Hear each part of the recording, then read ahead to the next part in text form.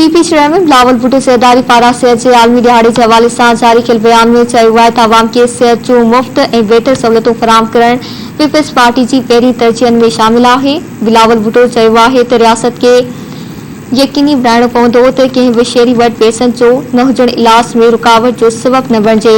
हुन चयो आहे त पाकिस्तान में सिहत जी सहूलियतनि जी रसाई बाबति अंग अखर ॻणती जोगा आहे। बिलावल भुट्टो चयो आहे त मुल्क जे 40% खां वधीक आबादी गुर्बत जी लकीर खां हेठि गुज़री रही आहे। अहिड़ी सूरतहाल में सिहत जे शोबे के प्राइवेट सेक्टर जे रहमकरम ते नथो चढ़ी सघिजे। पीपी चेयरमैन चयो त गुज़िरियल 15 सालनि दौरान पंजाब खैबर पख्तूनख्वा ऐं बलूचिस्तान में हिकु बि वॾी अस्पताल नाहे ठाही वई। बिलावल भुट्टो चयो आहे त शहीद मोहतरमा बेनज़ीर भुट्टो 90 जी ॾहाई में लेडी हेल्थ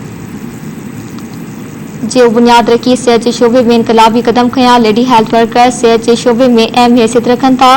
बिलावल भुट्टो ज़रदारी वधीक चयो आहे त सिंध में पीपल्स पार्टी हुकूमत महदूद वसीलन बावजूद इलाज की बेहतर सहूलियतन लाइ कोशिशूं करे रही आहे। सिंध हुकूमत हिन वक़्त ताईं सूबे में 500 खां वधीक सिहत जा मरकज़ ऐं अस्पतालूं ठाहियूं आहिनि।